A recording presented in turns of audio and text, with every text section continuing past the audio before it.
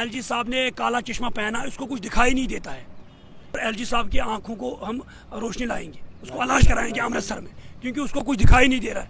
आज दोस्तों ये हैं फायर एंड एमरजेंसी सर्विसेज के एस्पिरेंट जो कि एलजी एडमिनिस्ट्रेशन से काफ़ी ज़्यादा नाराज़ हैं। मज़ीद इन बच्चों ने क्या कुछ कहा वो मैं आपको इस वीडियो में दिखाना चाहूँगा। इसके अलावा मैं ज़रूर ये चाहूँगा कि आप इस वीडियो को लाइक करें, शेयर करें और नीचे कमेंट सेक्शन में अपनी राय जो है वो भी आप हमारे साथ शेयर ज़रूर करें, जो कि जम्मू कश्मीर में इस वक्त स्कैम चल रहे हैं। चाहे वो scam fire and emergency services का हो या फिर JKSSB में जो स्कैम्स नज़र आए उनसे रिलेटेड। तो आप अपनी राय ज़रूर नीचे कमेंट सेक्शन में लिख कर बताएं और वीडियो को लाइक और शेयर भी ज़रूर करें। तो दोस्तों यहाँ पर ये भी ज़रूर कहना चाहूँगा कि ये बच्चे हंगर स्ट्राइक पे बैठे हैं और इनको 20 दिन से ज़्यादा हो गए हंगर स्ट्राइक पे बैठे हुए। जम्मू में ये हंगर स्ट्राइक पे बैठे हुए हैं और इनका ये कहना है कि हम तब तक यहाँ से नहीं उठेंगे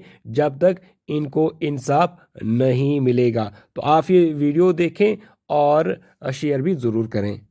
तुम्हारी पार्टी का है, PM तुम्हारी पार्टी का, होम मिनिस्टर तुम्हारी पार्टी का, LG तुम्हारी पार्टी का, सारा कुछ तुम्हारा, ब्यूरोक्रेट्स तुम्हारे इशारों पे नाचने वाले। क्या तुम्हारा नहीं सुनते फिर किसका सुनेंगे? हमारा सुनेंगे। हमने सुना। अब LG को जानते थे पहले 2019 से पहले आप LG को जानते थे? कौन था मनोज सिन्हा? आप जानते थे? हम तो नहीं जानते थे भाई कि ये गाजियाबाद से इलेक्शन लड़ता था, हारा हुआ बंदा। आपने भाई लाया, आप काम लो इससे। अब हमें आप बोल रहे कि इंसाफ हो नहीं। जब तुमने लाया तुम्हारी रिस्पॉन्सिबिलिटी इससे काम लेना। हम थोड़ा ना ले सकते, हम तो पब्लिक हैं भाई। हमने थोड़ा ना लाया, हमने तो वोट तुम्हें दिया था, तुम्हें स्ट्रेंथन किया था, तुम्हें मजबूत किया था हमने वोट देके। तुमने तो 2014 में कहा था इधर हम ट्रांसपेरेंसी लाएंगे, यूथ एम्पावरमेंट लाएंगे। ये यूथ एम्पावरमेंट की तुमने, हमने तो तुम्हारी बातों में आके तुम्हें वोट दिया। तुमने कहा 70 साल इधर जी लूट पड़ी, इधर ये है वो है, आप हमें वोट दो, हम ट्रांसपेरेंसी लाएंगे, हम विकास करेंगे, हम ये करेंगे वो करेंगे। अब ये विकास है? तुम लोगों ने ऑफिसर अपॉइंट किए, तुम लोगों ने LG अपॉइंट किया, तुम लोगों का सारा करा धरा। अब तुम लोग ब्लेम किसी और पे कर रहे हो। नहीं जी काम नहीं हो रहा, हम चाहते। तुम कैसे चाहते? जब चाहते हो तो करो ना, करो, भेजो लेटर PM मोदी से, मिलो जाके मोदी साहब से, मिलो शाह साहब से जाके, बोलो इधर PMO में तो हमारा जितेंद्र जी है, मिलो जितेंद्र सिंह जी को, बोलो PMO से बढ़ गई पोस्ट कौन सी है जो PMO का ऑफिस का कार्यभार संभालता है?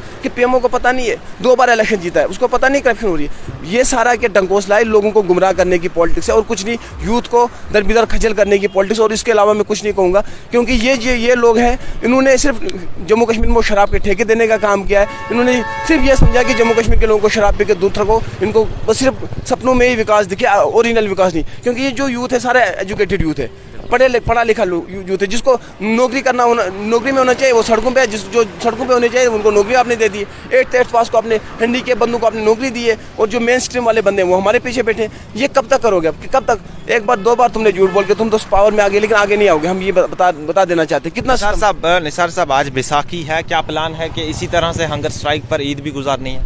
बिल्कुल सर, हम ईद भी यहीं पे गुजारेंगे। आज हमें यहाँ पे 24th डे हो गए हंगर स्ट्राइक पे। शेम ऑन LG एडमिनिस्ट्रेशन, उसने हमें सड़कों पे लाया। आज माह रमज़ान का पाक महीना चल रहा है। आज हम इस वक्त अपने घरों में होना चाहिए, लेकिन ये रोज़े हम अपने घर वालों के साथ बिताना चाहते हैं। लेकिन शेम ऑन LG एडमिनिस्ट्रेशन कि उसने हमें रोडों पे लाया। LG साहब ने काला चश्मा पहना, इसको कुछ दिखाई नहीं देता है, उसको कुछ दिखाई नहीं देता।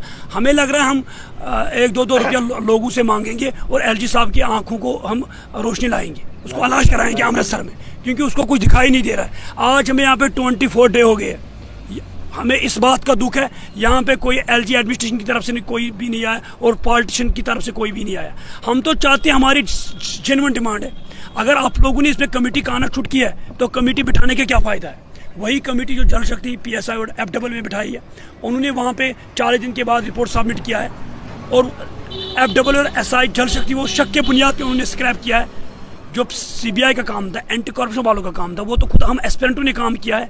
हमने उनको सारा कुछ दे रखा है। और ऊपर से LG साहब का एक स्टेटमेंट आया, उसने कहा जब मैं जम्मू कश्मीर का यूटी का LG बनाऊँ, अगर मेरे संज्ञान में कोई भ्रष्टाचार हुआ मैं जम्मू कश्मीर छोड़ दूंगा, UP चला जाऊँगा। और LG साहब ने यह और एक स्टेटमेंट दे दिया, उसने कहा अगर मेरे संज्ञान में किसी भी रिक्रूटमेंट में धांधली पाएगी या बैकडोर एंट्रीज, मैं उस लिस्ट को कैंसिल कर दूंगा। LG साहब आप मुझे बताइए, आप वो दिन याद कीजिए LG साहब जब मैं आपसे जम्मू राजभवन में मिला हूँ और आपने कहा कि इसमें बहुत बड़े पैमाने की धांधली है। अब मैंने इसमें कमेटी गठन किया, जो कमेटी अगर इसमें थोड़ा बहुत कहेगी इसमें धांधली है तो मैं इसको स्क्रैप कर दूंगा। क्यों 2 नियम चला रहे हैं? हम खुद RK गोयल साहब से मिले सेक्रेटरीट में, वो कह रहे हैं कि इसमें टाइम लगेगा। अरे कितना टाइम लगेगा? जब हम मरेंगे अगले जन्म में वो रिपोर्ट सबमिट करेंगे।